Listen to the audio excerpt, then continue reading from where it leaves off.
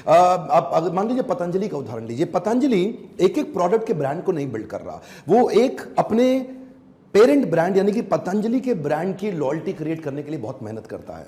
अब अगर आप पतंजलि के लॉयल कस्टमर हैं, आपकी बात कर रहा हूं, तो अगर पतंजलि कोई नया शरबत ले आया, कोई नया प्रकार का खाने का आइटम ले आया, कोई नया प्रकार का नूडल ले आया, चांसेस है हम खरीद लेंगे।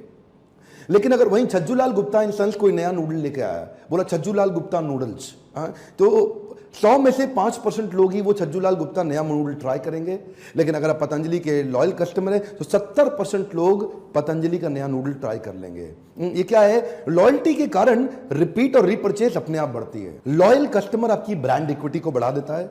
देखिए example, friend reference versus fancy endorsement, friend का रेफरेंस और फैंसी एंडोर्समेंट। हाँ, अमिताभ बच्चन कितना ही बोल दे ठंडा ठंडा कूल कूल कि लगाओ नवरत्न तेल, लेकिन अगर आपका दोस्त आपको बोल दे यार ये तेल तेरे को ट्राई करना चाहिए, मैंने किया, एक तो मेरा हेयर फॉल रुका, सफेद बाल नहीं हो रहे हैं, और यार वास्तव में मतलब ठंडा कर देता है दिमाग को, मतलब अच्छी। फ्रेंड का रेफरेंस अमिताभ बच्चन से ज्यादा काम आएगा। क्या होता है, ये जो लॉयल्टी है ना, इससे आपका ब्रांड अवेयरनेस, कस्टमर एंगेजमेंट और प्रॉस्पेक्ट जनरेशन, ये 3 चीजें अपने आप अच्छी होने लग जाती हैं। ये प्रोडक्ट फैक्ट्री में बनता है लेकिन ब्रांड दिल में बनता है, और वो जो दिल का एक्सपीरियंस है लोग एक दूसरे को शेयर करने लग जाते हैं। ग्लू की तरह, एक चुंबक की तरह, एक गोंद की तरह चिपक जाता है। लॉयल कस्टमर का आपके जीवन में फीडबैक और फोरकास्ट में बहुत बड़ा रोल है। फीडबैक जितना अच्छा हो ना, उतना प्रिसाइज और एक्यूरेट फोरकास्ट कर सकते हैं अपने बिजनेस के विषय में, क्योंकि आपका कस्टमर है, आपको छोड़ेगा भी नहीं और फीडबैक भी देता रहेगा, और उसका फीडबैक सबसे अच्छा होता है। अब आप फोरकास्ट करना क्यों जरूरी है? आपके प्लानिंग, आपके प्रोडक्ट, आपके एक्सपेंसेस, आपकी रीच, आपके मार्केटिंग, आपकी बजटिंग, आपका बहुत कुछ एक्यूरेसी फोरकास्टिंग पर डिपेंड करता है। अब स्टारबक्स ने शुरू किया माई स्टारबक्स कॉफी आइडिया। वो जो माई स्टारबक्स आइडिया, उन्होंने कैंपेन लॉन्च किया अपने पोर्टल के ऊपर। उस पोर्टल पे उन्होंने कहा कि आप suggestion, discussion, idea, feedback, other inputs सब कुछ दीजिए, और उसके बेसिस पे आप बताइए कि स्टारबक्स में हमें क्या परिवर्तन लाने चाहिए। आप मिलके हमारे साथ अपने ही स्टारबक्स को बनाइए, माई स्टारबक्स। कम ऑन, क्या माई, हर एक को ये फीलिंग देने का कोशिश किया कि जैसा आप बोलेंगे स्टारबक्स वैसा ही बनेगा। अच्छा, वहां पे लोगों ने अपने feedback, idea, discussion, suggestion, input सब कुछ दिया। तो उसके बाद उन्होंने कहा कि अब इसके ऊपर लाइक, कमेंट, शेयर, इनपुट का वैलिडेशन, तो इस पे और फर्दर एंगेजमेंट करिए। अब जिस आइडिया पे सबसे ज्यादा लाइक, सबसे ज्यादा कमेंट, सबसे ज्यादा वोट, सबसे ज्यादा शेयर, सबसे ज्यादा डिस्कशन जिस आइडिया पे होगा, उस आइडिया को हम इंप्लीमेंट करेंगे। So over a period of few years इन्होंने 300 अलग अलग प्रकार के आइडियाज वहां से उठा लिए।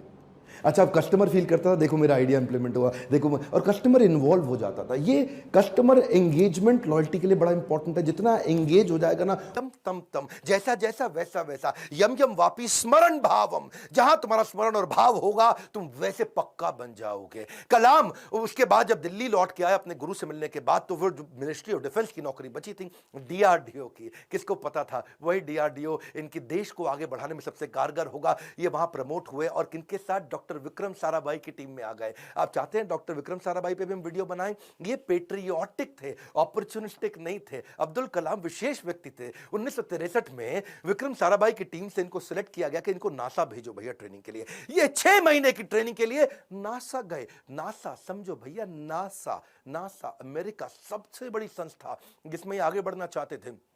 नासा इनको देख के चौंक गया, बोला यार लड़का बहुत जबरदस्त है। और इनको क्या बोला? भाई तू बहुत चैंपियन है, मेरी बात सुन, तुझको दे रहे अमेरिकन सिटीजनशिप, यहीं रह जा, तनख्वाह देंगे इंडिया के 5 गुना ज्यादा, अमेरिकन सिटीजनशिप, यहीं किसी गोरी से शादी कर, ओए होए जिंदगी में आराम ही आराम। अपनी ऑटोबायोग्राफी, आत्मकथा में इन्होंने बताया कि एक बार के लिए इनके मन में भी विचार आया कि क्या मैं यहां रुकूं या नहीं रुकूं। वो बहुत चुनाव करना कठिन था कि आदर्शों की ओर चला जाए या माला माल होने के अवसर को गले लगाया जाए, या पैसों और करियर के लिए इन्होंने सोचा विदेश नहीं जाएंगे, देश सेवा के इस अवसर को नहीं गंवाएंगे। लौट के देश आ गए। डिफिकल्टीज हमेशा आपकी सफलता के रास्ते में आएंगी। अगली कहानी, काफी डिफिकल्टीज आई जब इन्होंने शुरुआती टीम साइंटिस्ट की इसरो में ज्वाइन करी। वो क्या कहते हैं, देखो लर्निंग समझना, इन्होंने हमेशा डिफरेंशिएट किया। रियल प्रॉब्लम अलग है, इनकन्वीनियंस अलग है। प्रॉब्लम और इनकन्वीनियंस अलग अलग चीजें होती हैं। अगर आपके घर में भैया आग लग जाए, घर में आग लग गई, धू धू के घर जल रहा है, और उसी वक्त आपकी गर्दन भी टूट जाए, हाथ भी टूट जाए, पांव भी टूट जाए, उसको बोलते हैं आप मुसीबत में हैं। बाकी सब कुछ केवल सामान्य असुविधाएं होती हैं। इनके जीवन में इन्होंने असुविधा पे ध्यान नहीं दिया, रियल प्रॉब्लम्स पे ध्यान दिया। असुविधा बहुत आई क्योंकि ये शुरुआती टीम में इसरो की ज्वाइन किए थे।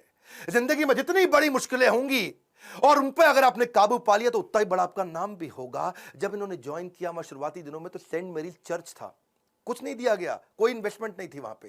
सेंट मेरीज चर्च को इन्होंने अपना ऑफिस बनाना पड़ा इनको। वहां सारे साइंटिस्ट इंजीनियर जो नासा से ट्रेन होकर आए थे वो चर्च में बैठ के ऑफिस में बैठे और बीच पे उन्होंने समुद्र के किनारे अपना रॉकेट का लॉन्च पैड बनाया और जो अस्तबल होता है या बल्कि कैटल शेड जो गौशाला होती है वहां की लेबोरेटरी बन गई। बिशप जो चर्च के फादर थे उनके घर को इन्होंने अपना वर्कशॉप बनाया। साइकिल पे और बुल्लक कार्ट पे, बुल्लक कार्ट समझते हैं बैलगाड़ी है जी, धीरे धीरे चक्का चलता या खुद ही साइकिल पे रॉकेट रख रख के ले जा रहे थे। रॉकेट के छोटे छोटे पार्ट और सैटेलाइट, आज भी फोटोग्राफ्स हैं। सारी डिफिकल्टीज के बीच में इन्होंने पहला साउंडिंग रॉकेट 1963 में लॉन्च किया था। ये इतना मशगूल हो गए भैया काम में, इतना मशगूल हो गए, इनकी सगाई फिक्स हो गई थी। उस समय ये 32 साल की उम्र थी, इनकी सगाई फिक्स हो गई, ये काम में लगे रहे, भैया रॉकेट जाएगा, रॉकेट जाएगा, देश का पहला रॉकेट जाएगा। ये सगाई पे जाना भूल गए लोग बेचारे, वहां मंडप पे इंतजार करते रहे। मंडप तो नहीं, रिंग सेरेमनी थी।